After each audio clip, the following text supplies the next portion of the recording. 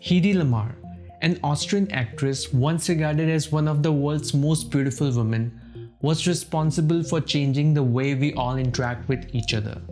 If you're watching this video right now, you're probably using a technology she invented. During World War II, she discovered that radio-controlled torpedoes could be easily jammed and set off course. She devised an idea of creating a frequency-hopping signal that cannot be jammed or tracked. But it formed the outlines of spread spectrum techniques that later evolved into Bluetooth and Wi-Fi. She also improved traffic stoplight, made a tablet that can dissolve in water to form a carbonated drink. She even helped in improving the designs of aeroplanes, making them more streamlined, just like birds and fishes. She was no doubt highly intelligent, but one of the main reasons why she could achieve all that is that she was simply too bored.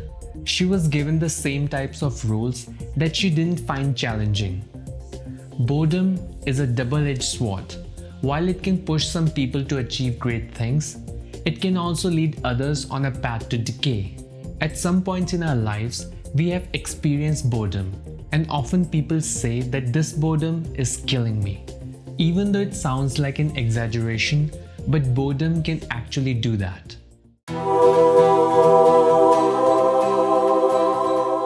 Hey everyone, this is TyroScience, simplified science to make you smarter.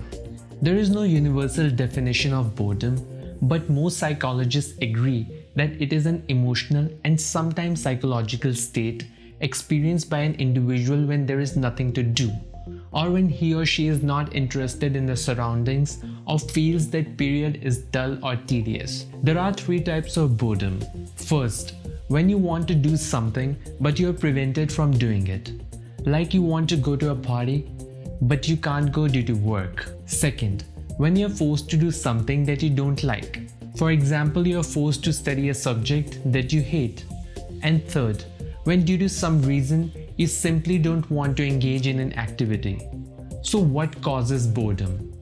There can be many reasons for it. Boredom can be a symptom of clinical depression, or it can be a type of learned helplessness, which is a state that occurs after a person experiences a stressful state repeatedly. They start believing that they are unable to control or change the situation, so they stop trying. For example, when we fail a test, we come up with things like I don't have a good memory or I'm not good at maths, and stop trying. Boredom can also occur when children are not allowed to interact with the environment and deprived of various stimuli. Eventually, they get used to it. A lot of us associate our initial experiences of boredom with school. Studies have found that in a learning environment, boredom occurs when something is so challenging that an individual fails to connect with it, or it's too simple, transparent, and predictable. So the correct way is to find a balance. Boredom can directly and indirectly have negative effects. Weight gain. Have you ever reached out for a quick snack in the middle of the day? The chances are that it's just boredom and not empty stomach. In a 2012 British survey, it was found that 25% of the workers are chronically bored and regularly consumed alcohol and chocolate to cope up. Boredom triggers emotional eating, as it is a comforting experience. For some, it provides temporary relief, but for others, it simply adds up calories that they don't need. Depression. Boredom is often described as a symptom of depression, but it can also be a cause. Predictable and unchallenging work can cause stress that can pour over your life and propagate the gloominess. Boredom can be painful. A 2012 study in Sydney found that people who feel stuck in an unfavorable job environment are more likely to experience persistent back pain. While it's no secret that long hours of sitting in a chair is bad for your back, but unhappy work feelings are also linked to it. Bored people often are at higher risks of drug addiction, alcoholism, compulsory gambling, hostility, anger, poor social skills, bad grades, and below average work performance. So can boredom kill you? It has been shown that negative states of mind poorly affect the immune system. But the danger lies in the things that people do to combat the boredom. Getting into dangerous sports, sexual promiscuity, and as we mentioned before, drug and alcohol abuse. All these factors reduce the life expectancy. So in a way, boredom does put your life in danger. Boredom not only affects humans but animals as well. Research has found that tormented by chronic boredom, dogs can experience dire effects. Sterile environments without stimulation can damage the brain. In such conditions, neurons start to die. This is also experienced by animals living in zoos. So how can we cope up with boredom and its adverse effects? You can avoid boredom weight gain by identifying the situations that trigger the eating response. It may be work or something else that you don't like.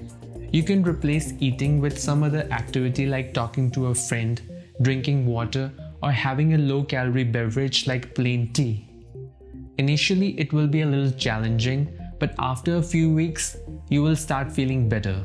Boredom depression can be tackled by altering your work or studies. You can start taking up more creative projects at your job, and in studies either switch to subjects that you like or approach it with different ways, like an online resource, other books, or practical application. If you are suffering from boredom pain, you can find ways to exercise at work. It helps to reduce stress and break the monotonous cycle. There are so many things that you can do to fight boredom. There is no reason that you have to engage in the same activity every day. Add some time for your hobbies and socializing. And whenever the boredom knocks on your brain, you can read a book, any book you like, start writing your journal, cook something new, do some volunteer work to channel your boredom to help people, meditate for some time, or just take a nap. A little boredom once in a while is not harmful. In fact, it can help us channel our creative sides to create something good. Though chronic boredom related to depression and anxiety should be addressed with a mental health professional.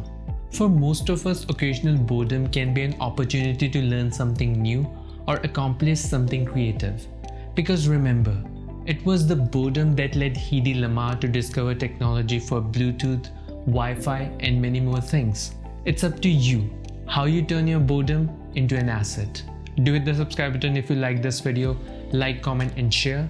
And as always, keep learning, keep exploring until you know everything.